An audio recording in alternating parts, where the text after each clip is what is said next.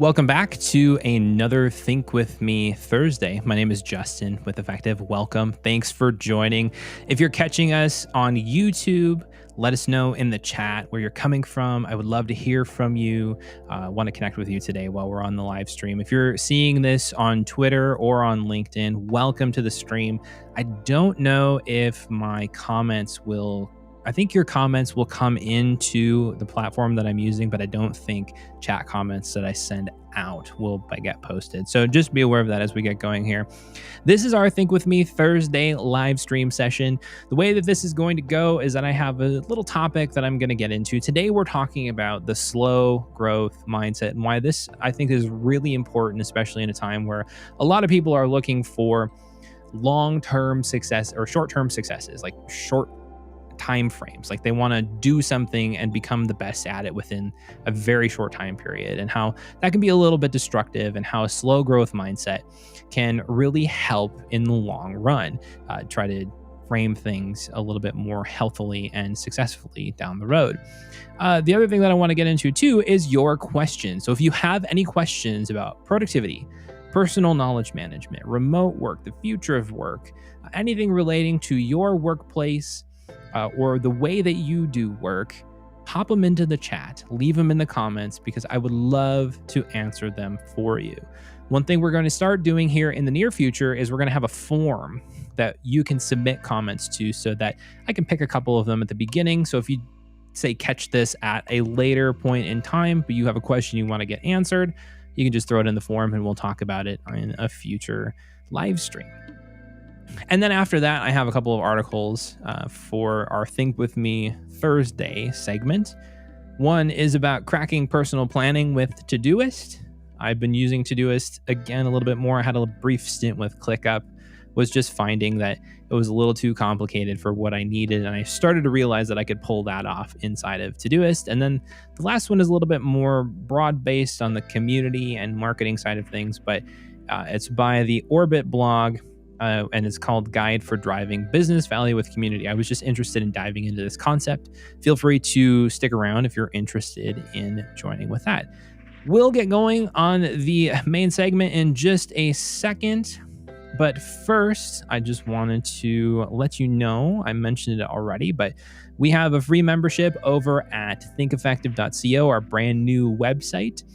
This is the place where you can stay up to date with everything we're doing here at Effective on the YouTube channel and on the blog and everything there. So if you want to sign up to stay connected with what we're doing here, head on over to thinkeffective.co, sign up for our free membership.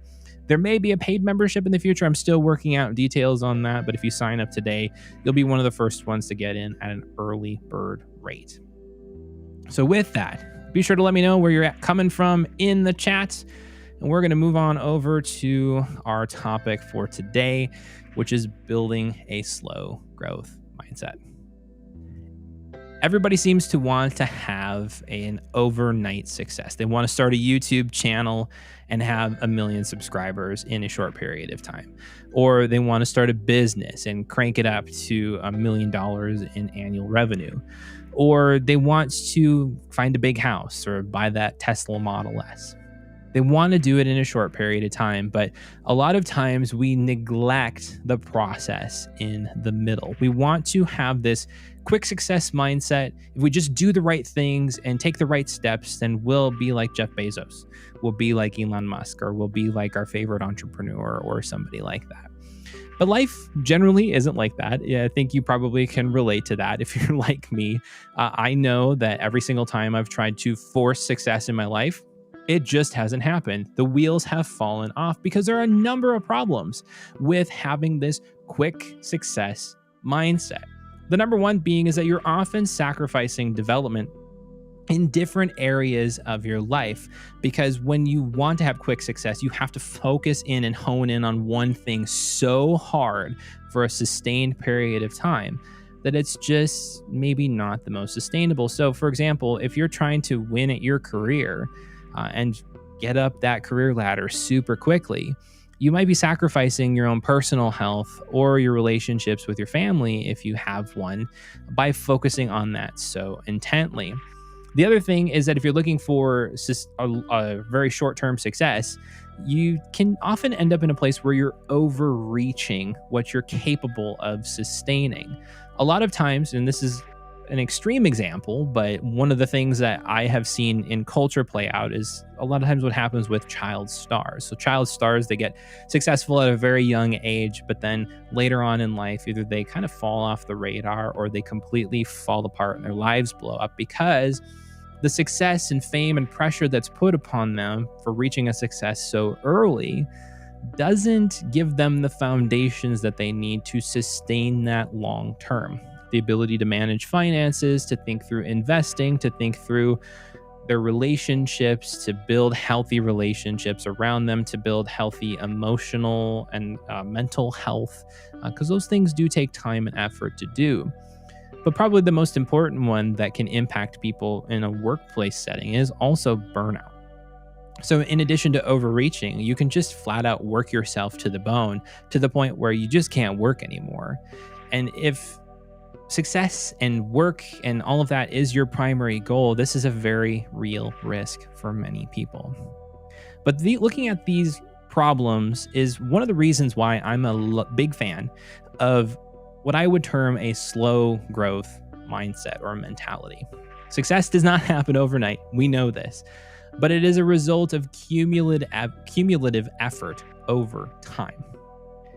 Cumulative effort over time is when you put in the work every day, but you're not overexerting yourself. You're setting your priorities, but you're moving forward. And you're not aiming to say, well, I'm going to get to this point within 6 months. I'm going to get to this point within 3 years. You're just saying, I'm going in this direction and I'm going to see how it goes. And I'm going to get better every day as I do it. So I want to break down some key tenets, I would say, of what involves in building a slow growth mindset for yourself. Probably the most important thing is to start where you are. One of the easiest things to do in today's day and age, and I've done this myself many times, I'm saying this from experience, is when I get an idea in my mind, if I dream about something and I want to get to some point, it's really easy to try to shortcut it in my head, where I can just jump from where I am to where that thing is, and then there, I'm good to go. Well, oftentimes when we have that mentality, we can really, I guess, in a way, deceive ourselves, but also consistently miss our expectations because we're not automatically where we are or where we want to be. We are where we are, and we have to take steps to get to where we want to go. It doesn't just happen. You can't jump to the finish line when you're only at the start of the race. And this is why stepping and iterating is another important key tenet to building a slow growth mindset. When you can take one step and then get feedback on that, and then iterate and do it again the next day or the next week or the next month or whatever cadence it is that you're pushing forward on things. It allows you to improve slowly over the course of time. James Clear talks about this idea of getting 1% better every day. I'm not a huge fan of like really cranking down on habits and being really intentional with that, but I am a fan of this idea of just shipping something or getting something done or going in a direction and improving along the journey. In order to do that, though, you have to abandon perfection. That is just impossible to attain, this idea of perfection that we have in our minds, because perfect is the enemy of good. Perfect often results in us not shipping that video, of not doing that thing to get our career going, of not going to that networking event, of not going to this, whatever it is. It's often the fear of failing or the fear of not being good enough that keeps us from moving forward. So if we can abandon this idea of perfection for ourselves and embrace something like the Pareto principle, the 80-20 rule, then we can get ourselves 80% of the way and still have a significant level of impact. In fact, for a lot of us, 80% of our effort and the 80% results that we can achieve, to some people, it looks like 100% or 110% even.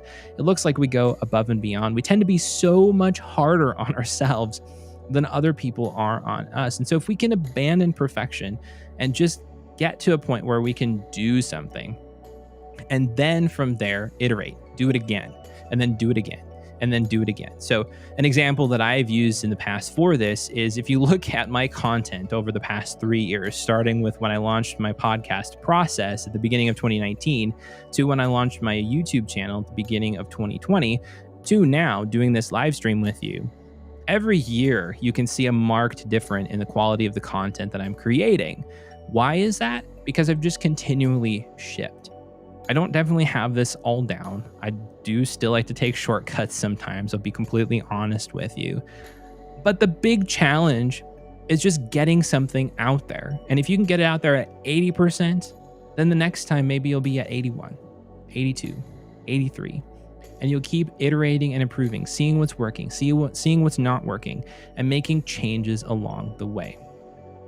Another big factor in building a slow growth mindset is to recognize that the future will not look like the way you envision it. It's just unfortunately the reality. We can get a good picture a lot of times, but sometimes the journey takes us in a different direction and we don't even end up at that end result that we have anticipated being at. And other times when we get to that end result, it just looks different than we thought it would. Maybe there's a few more negatives that we didn't take into consideration when we were dreaming about that thing. Maybe there's just a few more challenges, or maybe there's another level of it that we didn't imagine. Maybe there's some behind the scenes things that we didn't really realize were part of being at that place. Whatever it is, when we abandon this idea that we can know what something is before we actually live it out, then I think it frees us up to walk the journey a little bit more freely. Because sometimes, as I mentioned, the journey takes us elsewhere. And this is also why the most important part of building a slow growth mindset is to embrace the process. The process between A and Z, where Z is the end goal and A is where you are right now, that middle will teach you more than you can imagine. And this is where I want to tell a little bit of my story. So when I graduated college in 2010, I had a computer science degree. I wanted to get into software development, specifically web development. But I wanted to try something for a couple years. I did an internship, and unfortunately that didn't work out. But it led me to the small town where I currently live, which I loved and I wanted to stay. But that meant sacrificing that idea of getting into web development for a period of time. So when I moved into that small town, there was an IT presence there. And so for 10 years, I worked for IT companies doing customer support and helping fix computers. I learned a lot in that time frame, but I frankly resisted it. I wanted to be doing software development. I wanted to be using my computer science degree, and I just really felt like I wasn't. But over the course of that time, 8 years to start with, I spent so much time learning how to deal with difficult customers, to handle tricky situations, to document things, to do technical writing. And what that led to was an opportunity for me to step into a leadership role within that company. So the last 2 years I was doing IT, making it a total round of 10 years. I spent so much time just leading people and learning about myself that I really enjoyed leading them. I don't think I would have had this opportunity had I just jumped into software development right away out of college. And then after I actually quit that job to do software development, I realized after a couple of years that that really wasn't the best fit for me anyway, which is why I've now pivoted and I'm doing marketing for Discourse, the company that I work for. But looking back on that journey from when I graduated college to where I am right now, there are so many skills, so many experiences that I had along that journey. And I had learned in the middle of it to lean into it, to embrace the process. And as a result of doing that, I know that I found myself in a healthier place long term. I found myself in a place where I feel more connected with who I am. The work that I'm doing and the things that I'm doing in my life line up so much more with my personality and the way I think about things. And had I not allowed kind of the journey and the process to develop these things in me, to kind of go on this journey of self-discovery instead of just hammering toward this goal that I thought was the right thing for me, had I not gone on that journey, I wouldn't be where I'm at today. And I think that's a really positive thing that I was able to do that. So I just wanted to share that with you today. If you are stuck in a place where you're maybe bored, or maybe you're like, I just don't want to do this anymore, don't just bail necessarily. Sometimes it's good to stick through it for a period of time to soak up all the skills that you can gain from there, to build the relationships that you can, to learn what you can from the environment that you're in. Now, obviously, there are circumstances where you just need to get out of it. If there's toxic environments and things of that sort, I was grateful to not really have a toxic workplace, but some people do.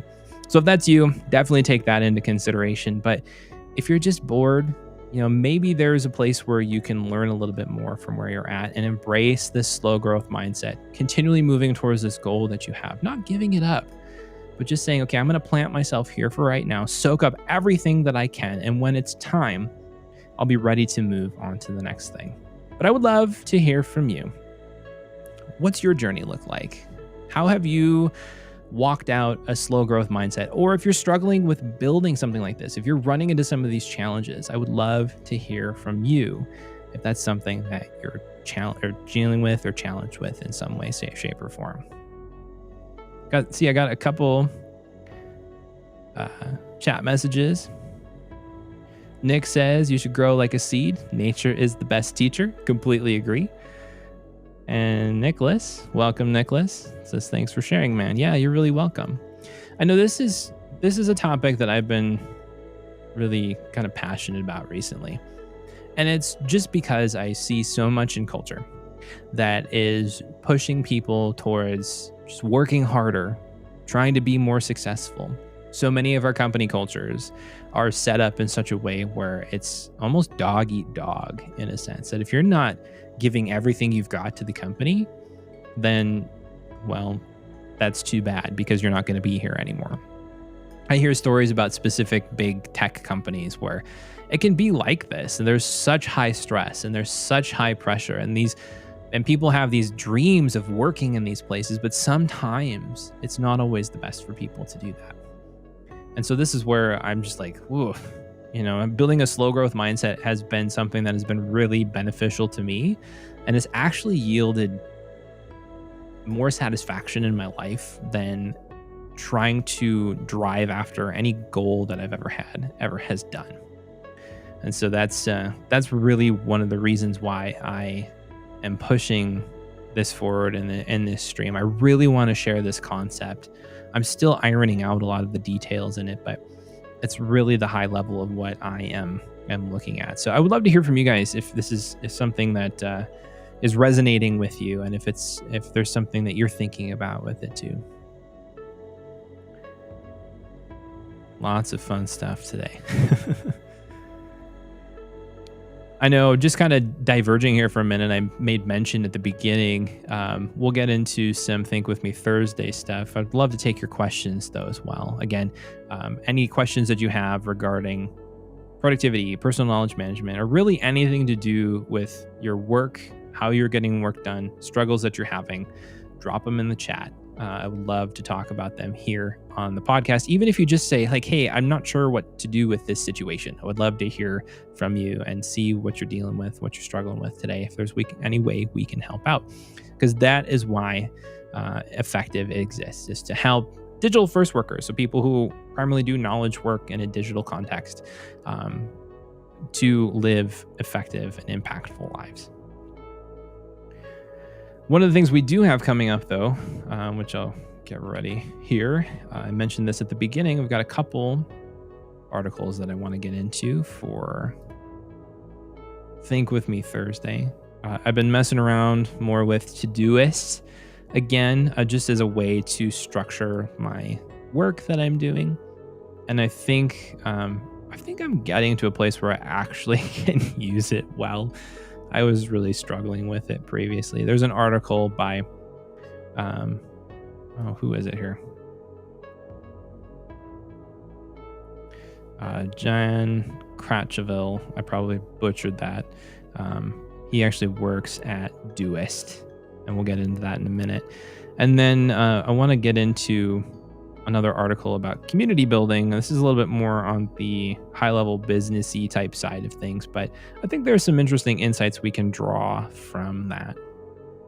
But we'll get into that in just a minute here. Sharing a little bit more about kind of my journey with productivity this week. I have been experimenting with Todoist, as I mentioned. One of my main focus has been trying to develop some standard operating procedures for how I'm managing my tasks and how I'm planning my day. I'm using a tool called Sunsama. I'm trialing that out right now for day planning. It seems to actually really be clicking with me. There are a few things where I wish it would do things differently. For example, I wish Sunsama would have a way to block off a context or a channel instead of just time blocking a specific task. There's a lot of times where I want to batch work, where I'll say I'm writing posts or I am writing a bunch of social media content, things of that sort for work. And so being able to do that inside of Sunsama and just say like, hey, I have this channel of work and here are all of these things I want to get done inside of this today, and then just schedule that channel instead of having to schedule all the individual tasks in that channel would be really interesting. But overall, I think the way that Sunsama does time blocking feels so much more chill to me than trying to do it on Google Calendar or on paper, because I have tried time blocking a million different ways and none of it has stuck because for whatever reason I just get super stressed out about it. But I don't know what the difference is with Sunsama, but it really is nice. Yeah. I would pull it up right now, but I have some sensitive stuff, work stuff on it, so I can't share it at the moment. But I'll do a video on it here in the next couple of weeks if I continue using it.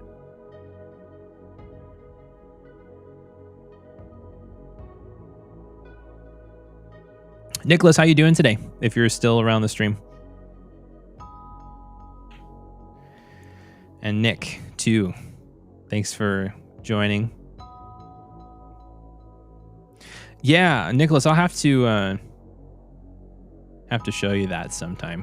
I'll do a video on it, but I'll have to show you that. It's really nice to be able to block your time. Because I know you, Nicholas, is an artist. He's running a business. He's got a lot of different things that he's handling. So check out his channel, Nicholas Jackson Art, that he's commenting from. He's got a lot of fun stuff. He's an amazing illustrator. But I know he's got a lot of things, and I have a lot of things on my plate too. And being able to block time really helps me to be able to hone in and focus on the most valuable things. You have to start by defining what your most valuable work is first. But then once you define what your most valuable work is, you could block that into your schedule. And then if you stick to that, you'll be guaranteed to move the needle forward. Even if you don't spend the entire block working on something, if you spend 50% of it working on that thing that you've said, this moves the needle forward in my life right now, then it's a net positive. Something other fun, just kind of sharing a life thing, I guess, to round things out here before we dive into articles. I bought a new mountain bike. Nice. Sounds delicious. I bought a new mountain bike this week. I live near some mountain bike trails where I live, and I have been just dying to try it out. And so I'm stoked to have it. And I'm really excited to get out. Building physical health and getting outside is actually something that really helps me stay productive in a work context. I've been finding being able to get away from the computer helps me to process through ideas in a way that if I were just sit down at a computer and try to hammer it out for 6 hours straight, I would be exhausted and my quality of work would just tank. But having a bike that I can go out, spend an hour or so outside on a trail, I think that's going to be huge. Nicholas says, I look forward to your video on this. Right now I'm patching things together with ClickUp, Google Calendar, and Microsoft To Do. Yeah, you know what's really cool about this? what I really love about Sunsama is the fact that you can integrate ClickUp and Todoist and your Google Calendar all right into this one window. You can pull tasks in from ClickUp and Todoist or other task managers right in to say, okay, I'm going to do these things today. And then you can drag them onto your calendar. And then you basically time block and schedule when you're going to work on those things. Hey, send me a text. Yeah, we'll sort some out. I don't know if I can do tonight, but I would definitely love to find some time. Yeah, I will say Sunsama is expensive. It's like $20 a month, so it's not cheap. I understand why they priced it that way. I haven't paid for it yet, but I do see the value in it. So it's definitely not for everybody, but if you are a person who has a lot of different things going on and in different places, I think it might be a really powerful thing. Yeah, I'll send it. I'll type it in chat. I'll put a link, Nicholas. I know my friend Francesco D'Alessio has done some videos on Sunsama. Put the link to that in the chat as well. Of course, that is not what I wanted to do. For some reason, I copied the text and not the link. There's the link. So check out Francesco's video on Sunsama. In the meantime, I'll get something put together and we'll go from there. I am going to try to share my screen now. Always a fun thing to try to do these days.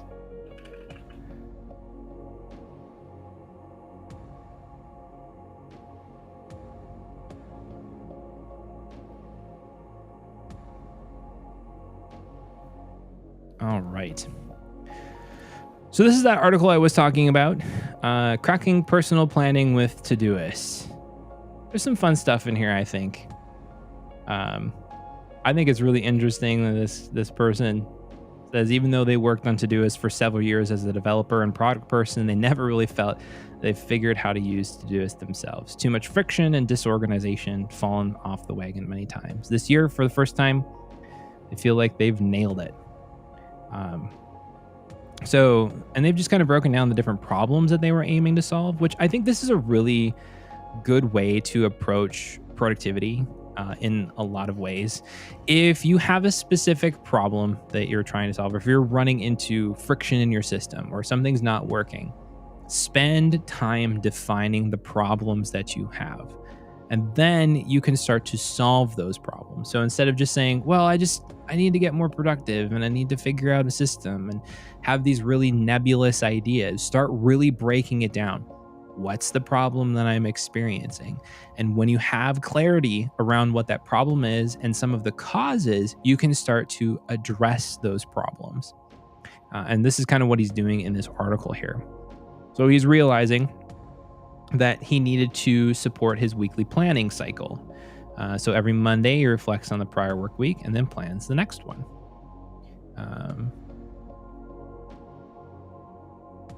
Because they have a specific way that they plan work at Doist, the makers of Todoist. And then, so he was wanting to make meaningful progress beyond the usual firefighting. Makes a lot of sense. And he wants to keep up with life. I think this is an important note here too. He doesn't want to make his personal life overly deadline driven. For a lot of folks, myself included, being so heavily deadline driven, it can be a really negative thing. Clement, welcome. Welcome back to the stream. Nick, Keep Productive is not my channel. It's Francesco D'Alessio's, but he's a friend of mine and he does a lot of amazing stuff in the productivity space. He talks a lot about different tools that people use for productivity. We partnered to do the Obsidian Made Simple course together, which I have it on the docket to do an update at some point on that, because I know there's a number of changes that have happened in Obsidian over the last few months, and there's a huge market around plugins now, which is pretty fun. But I just haven't, unfortunately, had the time to do so. So we'll get to that at some point here in the near future. It's been 2 years now since we launched that. We launched that in August of 2020. And that's been really fun to see how that's resonated with folks. So if you haven't checked it out and you want to dive really deep into Obsidian, do so. If you get in now, I know you'll get all the updates when we go. So Clement is saying, personally, I deleted time and cycle in my system with Todoist to enjoy more of the journey. I wrote a small article about my setup, or kind of a Kanban way with multiple stages. Yeah, so this is kind of the direction that I am wanting to go with my setup too, is I really don't like deadlines. There are a few things where I need to do them on a recurring weekly basis, but having such a stringent focus on time always stresses me out. This is why I was talking about, when talking about Sunsama, I've really liked whatever they're doing with the way that they do time blocking. I've really, really, really enjoyed it because it doesn't stress me out. I think it's just the mere fact of pulling in things from different places to say, this is what I'm going to work on today, and then being able to do it and just plop it on over on the calendar and not have to hold myself firm to it, but just say, okay, these are the rough approximations of when I want to do these things. And then it's not some rigid thing. Like if I do time blocking on paper, yeah, it's such a pain because you have to rewrite everything when you have to move things around, or if it's not perfect, and if you don't hold correctly to it, then it's a problem. The other thing too is that like I was doing planning the night before generally, and sometimes my work schedule shifts around based upon my family's needs because my job allows for that, which is really great, but it's not always the best when you're trying to plan. And so using Sunsama and coming in, sitting down in the morning, doing my daily planning and just plopping things on the calendar for the time available that I have has been really a powerful thing. So he's wanting also to separate his work and personal tasks. Okay, so here's where we get in a little bit onto his previous setup. Heavily deadline driven. A lot of times for people, this is a big problem. When you have too many due dates in your system, it can cause you to feel all this pressure. When you have 25 items that recur into your today view in Todoist or whatever task manager that you're using, that turns into a mess really quickly, because now none of those due dates have meaning, and basically you're left trying to figure out what the most important work to do that day is. So he's mentioning weak points here. By pretending that everything has a hard deadline, my prioritization became about hitting as many arbitrary deadlines as possible and not focusing on the most important work. So again, as I've talked about, I think probably twice in this stream already, when the most important thing to do is to focus on clarifying what your most important work is. And this is not just on a day-to-day basis, like what's my most important task for the day. It's at a strategic level. It's what are the kinds of work that I do that move the needle forward. And when you can prioritize those items, that's when the magic happens in a lot of ways. Deadlines are brutal for work that involves async collaboration. Yes. This is huge. I'm going to highlight that one separately. I work asynchronously. The majority of the company that I work for, we just kind of operate on our own timescales. And so there might be longer delays when people can handle things. And so having an arbitrary deadline to say implement a new tool when our lawyer might need to review those terms for that tool is just really challenging to try to do because nobody's synced up on the same time cycle. And that's an okay thing because work still very much gets done in that environment, but it just happens a little more slowly in some circumstances. And it might not necessarily be on my time scale, and that's okay. But having heavily deadline driven system is really bad for that. Constant upkeep. Yep.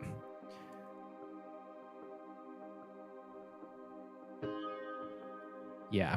If you don't do a task for 2 days because you have to keep rescheduling it, overdue tasks overwhelm and then become resentful in opening it.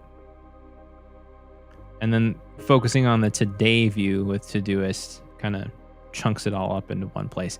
So this is kind of where I have run into challenges with Todoist in the past.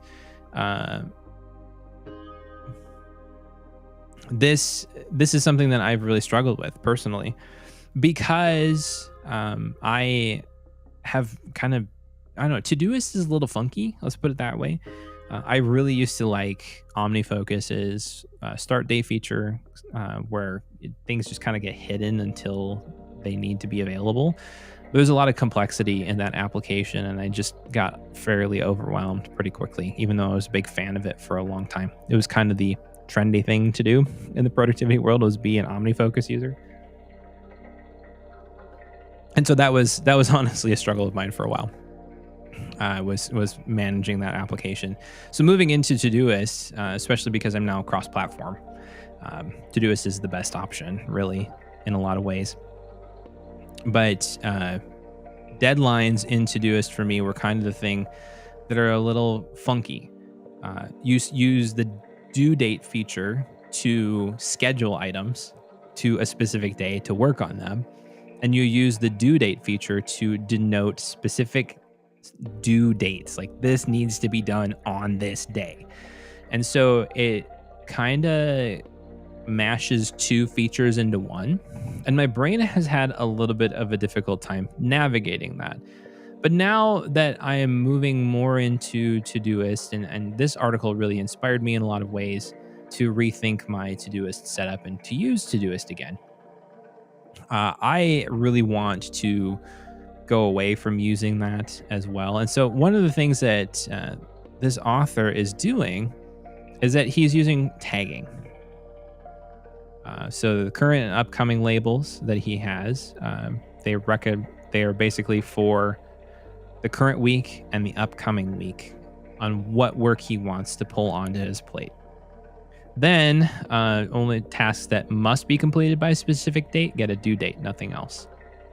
There are only 2 top-level projects that exist, and both of those have many sub-projects. This is an area where I am still struggling with trying to figure out how to organize my Todoist system.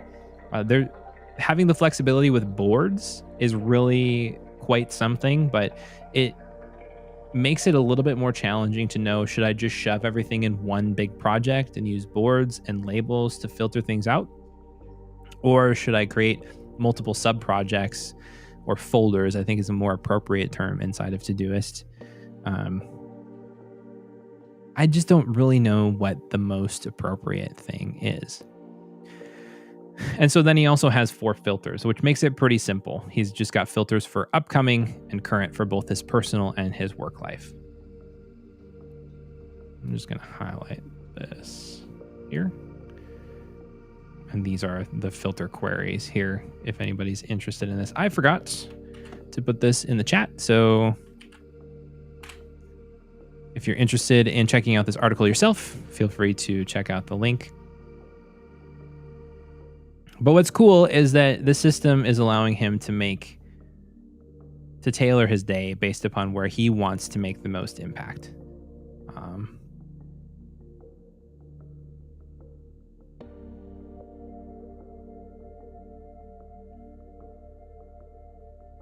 Yeah.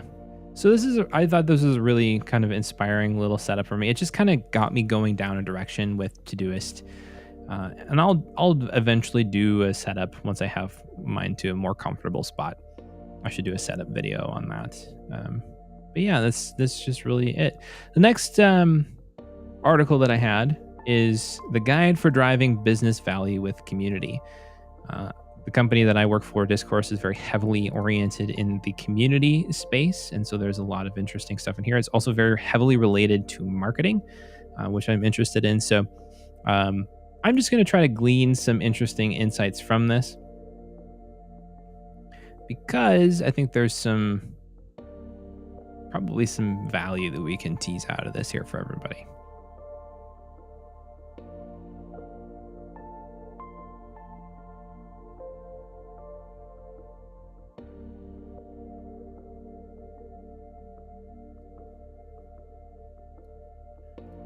So I think this is an interesting approach to things. Um,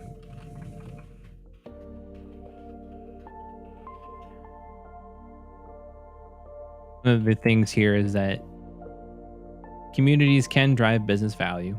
They know value capture follows value creation. And there are lots of ways to create value for your members. So community in a sense is a way to create value for the people that you seek to serve. To just kind of put that more simply, you can create an opportunity for people to get educated, to connect with other people, to improve things, and to create a sense of belonging.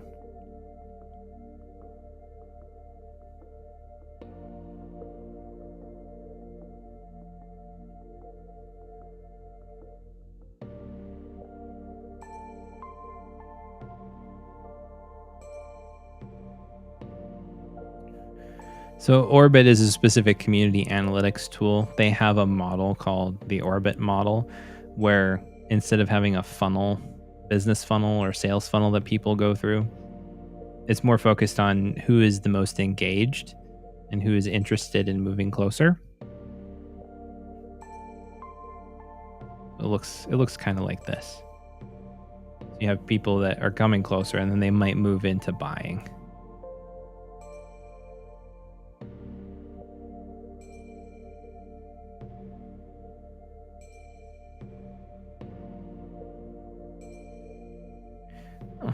Well, handy here, they talk about Notion.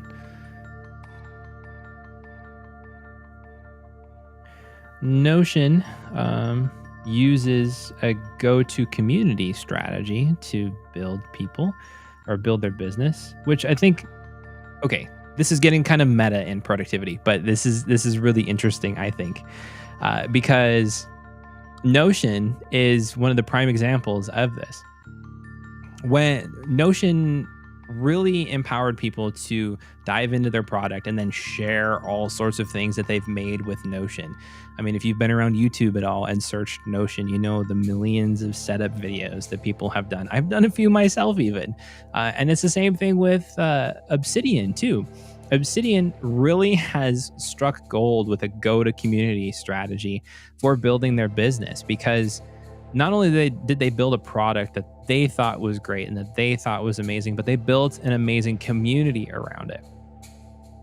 And by building that community, they've created really an engine of interest where people are building plugins for it. They're sharing setups. I have done tons of videos on Obsidian, probably over 100, including what's on the channel and in the course on Obsidian itself. And I know others have done the same thing for Notion. So this is really, really interesting, because like when you're using a go-to-community strategy, you're really kind of helping people understand what your product is, what your offering is. I forgot, I'll pop this article into the chat too. It's really kind of fascinating if you have any kind of a business mindset to learn about this. I know one of the things that I am doing is leveling up my understanding of how business works so that I can be a better marketer. Because I don't want to be just a sleazy marketer, you know? Like, I want to be a high quality, ethical marketer that really actually helps people understand what they need and so on.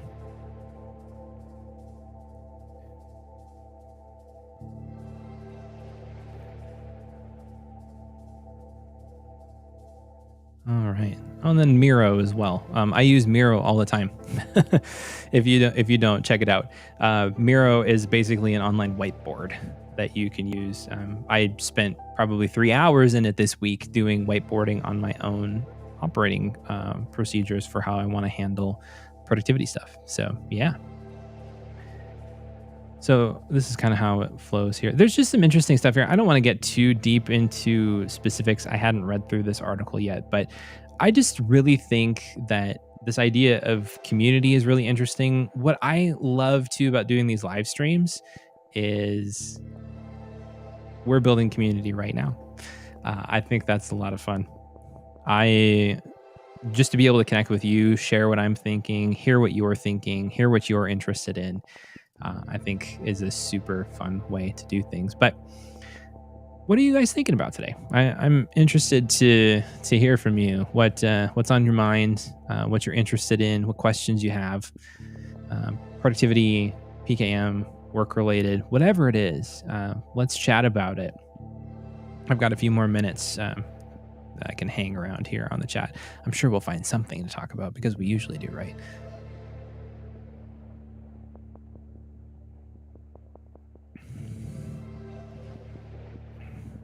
Throw the chat up on the screen here. I know. So I've mentioned before. I've mentioned it last week, and I'll probably send an email out, maybe with a survey to the those of you who have signed up over at Think Effective. I mentioned it earlier in the stream, but this is our free membership site. You can sign up just with your email address if you want to get newsletters from us. We're not going to do anything crazy with your stuff. Just send you keep up with things. But one of the things that I am interested in doing is trying to convert what we're doing here on the live stream into some kind of a podcast setup to make it more of a show type feel. That's why I've been trying out more of those monologues at the beginning. If you like those, do let me know. And if you don't, let me know. Because if they're not helpful, I don't want to keep doing them. But if they are, then good. I want to try to refine those things. But I would love to make this into a show. My podcast process is kind of the inspiration for that. It's about embracing the process, embracing the journey, like we talked about earlier in the stream. And so if you're interested in something like that, do shoot a message in the chat or leave a comment. If you join on the newsletter, thinkeffective.co, then I'll send a message out there too and kind of get your feedback of what you might find helpful. But I would love to be able to use these live streams to chunk up videos and post them on the channel, to send out the audio to folks via podcast, to share some things via social channels, just to try to get the word out there a little bit more about what we're trying to do here at Effective. So let me know what you're thinking. Lucas says, I don't have a proper system for tasks. I was checking Notion, Obsidian, Kanban, Paper, but after a while, it doesn't work for me, and I'm getting messy again. Okay. Well, I guess the question that I would have for you is, what are you trying to do? What is kind of the core problem that you're trying to solve? I mean, it sounds like you're maybe feeling a little bit disorganized, or maybe a little bit behind on deadlines or something like that. If that's the case, I would recommend just really starting at the basics. And the basics for me are capturing. Anything that you need to do, write it down or put it into a tool. I'd recommend Todoist is really simple to get started with. You don't even really need the paid plan to sign up with something like that. You can use Paper. The bullet journal method is a really easy thing to get going with as well if you want to go down that road. There is a little bit of setup involved in both of them, but a lot of it is very iterative. But one of the most important things you can do is capture what is on your mind. If you have a task, write it down right away. If something comes to mind, write it down right away. And then from there, you can start to organize that in a way that makes sense to you. Just start really plain. You can have a couple buckets for things to say, okay, if you're using Todoist, throw personal tasks in a personal thing. If you're in school, throw them in a personal or a school project. If you're in, if you have a job and you have things that are coming at you from your work, put them in a work project. And then from there, just start coming back to that. Make that your source of truth for the work that you need to do. The more time that you spend in there, the better it will be for you, because you do need to spend some intentional time trying to organize it and maintain it and prune it. And this is where the other critical thing to try to do on a weekly basis is a weekly review. If you're not familiar with that concept of weekly reviews, you basically just sit down, you go through your entire list and make sure it's accurate. What does that mean? It means that is everything that needs to be on this list here?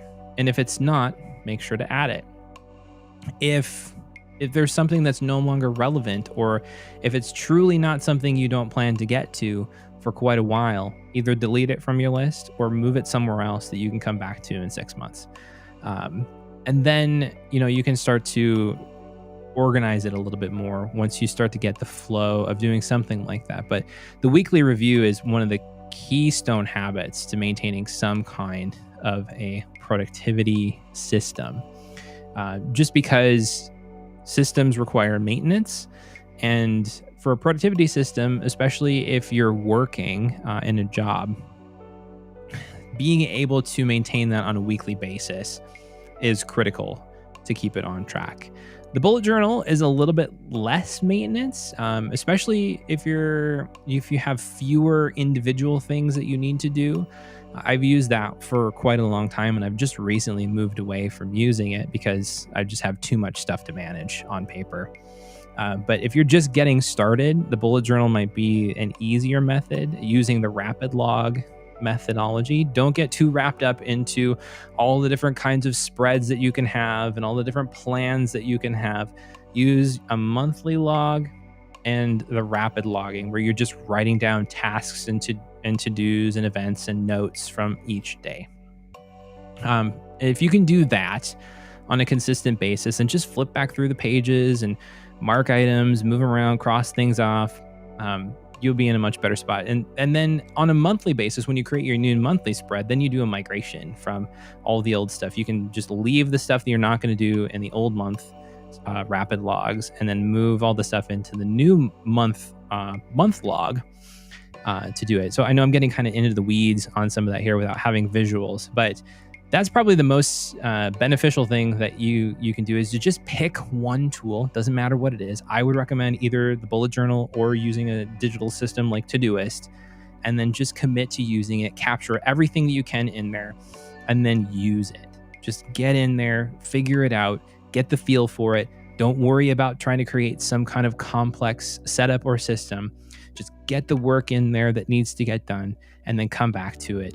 Pick one thing and go.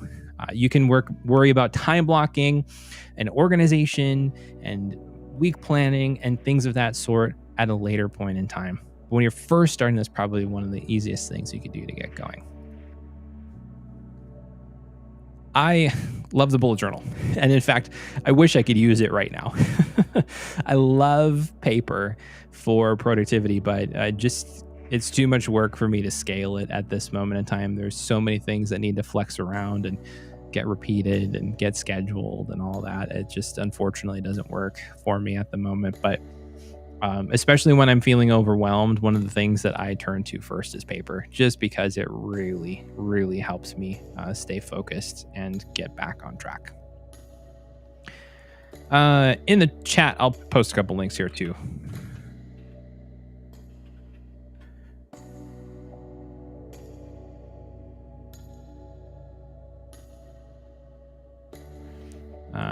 Bulletjournal.com. There's a bunch of good resources on just the basics of bullet journal. The Bullet Journal Method by Ryder Carroll. The book is also really good to go in depth into it. To get started, you might not necessarily need to do that. But yeah, I love paper too. So if that's what you're inclined to, just get a decent notebook and just start going, or you don't have to invest too crazily into it. Just get something that you like and start playing around with it. That's probably one of the most important things to do, is to just, like I talked about earlier in the stream, start and then iterate. If you can just take one step in that direction, I think you'll start to find your footing with it. It's so easy to get overwhelmed and lost in the decision of, where do I start? What tool do I use? And things of that sort. It's so much more important to just say, okay, I've got this problem to solve. Let me solve it simply first. And then if I'm running into more problems with that, then I can maybe figure out something more complicated for it. You did mention, I'll go off on a little bit of another tangent here too, of looking at like Notion and Obsidian for task management. For some people, I think that works really well. And for others, especially those just starting off, I would not recommend using a tool like Obsidian or Notion for task management. Why? They're too complex to maintain and they don't scale well, because you often need to build your own solutions to your problems. And if you're not entirely clear on what those problems are and how to solve them, then it can be really difficult to solve those problems in those tools. So, for example, planning can be really interesting inside of Obsidian. I've tried it a few different times, but to really get to remove some of the friction in there, there's a lot of scripting that can be done to do it, but it involves having a little bit more of a technical mindset and then some software development skills to do it.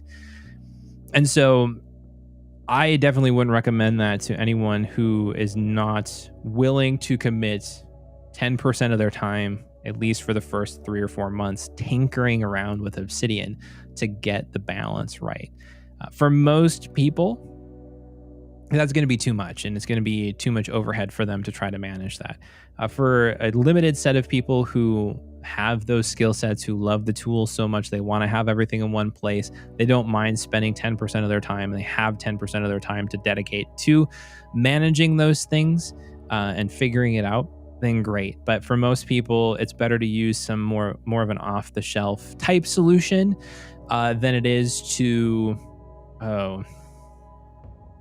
try to construct something out of the blue.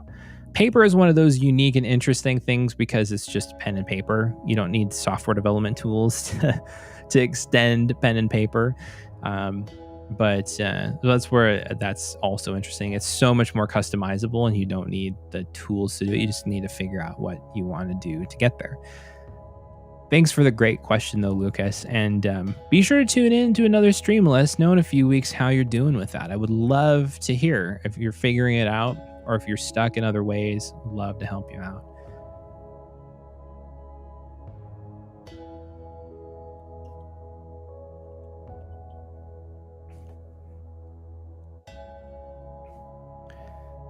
Sometimes it's just nice to be quiet while I hear my kids screaming downstairs in the background.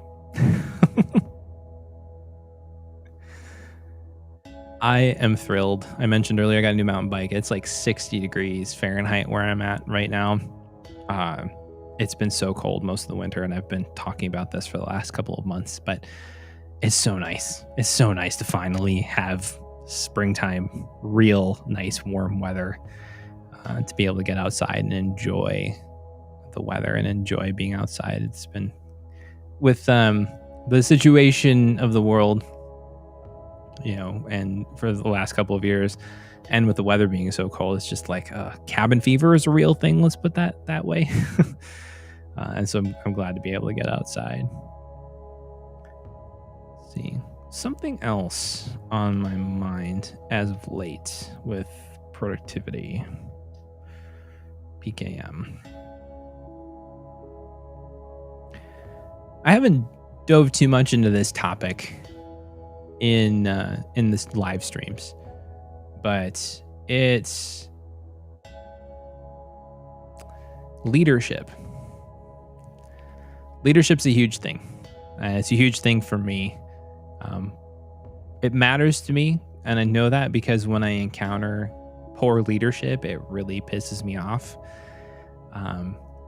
But in thinking about leadership, one of the core skills that I've learned is that it's all about how far you're willing to go. If you haven't been there, you can't really lead people there very well. You can navigate it, but it's really hard to lead a team somewhere that you haven't been. And let me explain for that a little bit. Everybody is a leader in some way, shape, or form too, by the way. It's not just for people who have the title of manager or CEO at work. Even a person who is not in a leadership role, if you're an individual contributor in the workplace, you are still a leader, because leadership all boils down to influence. Influence is based on trust. When you do everything that you say you're going to do, you build trust. When you deliver on time, you build trust. When you follow through with something, with a commitment, you build trust. When you show care, empathy for someone else, you build trust. People notice these kinds of things. And your sphere of influence is really based upon your impact on other people in a positive way. People will begin to trust you and see you as a trustworthy person of character when you are engaging in that level of work, whether you're an individual contributor or a manager. It's not just about position. And so, one of the things, though, with leadership, holy smokes, I just totally went off track in my head. The brain blew up right now. But with the concept of influence, it's really important to remember that it's just all about taking care of people. And that's really it. You know, when you're a leader, and I mentioned this earlier when I was talking about my experience in IT as a leader, it's so easy to get caught up into your own little world and wanting to drive results and wanting to maintain your own success and wanting to go down that road. But when it comes to leadership, it's always about the people around you that you're serving. My brother-in-law was talking. He mentioned that he had some meeting with somebody who was a fairly well-known leader, fairly powerful person in a place. And he asked him, what is the key to leadership? And he said, the person in charge is not always the person who has the position. The person who is the leader is the one who's serving. Look around for the person who is serving and you've found the leader. And so it's really about helping people. And that's something that's really important to me, is that I want to build that more in my life. Not because I want to be a leader, but it's just because I genuinely want to help people. I really enjoy helping people. So, so if you can take anything from that, just know that as you're helping people around you, as you're benefiting those who you work with or who are in your environment, in your school, in your community, really, in the community around you, you're building leadership, you're building influence. And sometimes that influence may be dormant for a period of time, but later on, there might be situations that arise where, oh, now this influence is important. And because I've sown those seeds that have benefited others before benefiting myself, that there can be a really big thing that can happen where you have more influence than you realize you did coming into something. So this is really random, really off the track than what I was planning to talk about at this moment, but I just wanted to show it out there. If that's an encouragement to any of you, just know that like you're on the right track by helping people, even if it feels like you're not necessarily getting anywhere. Being able to do that is a good thing. I'm going to wrap up the stream here. It's about 5 after 2 in the afternoon for me.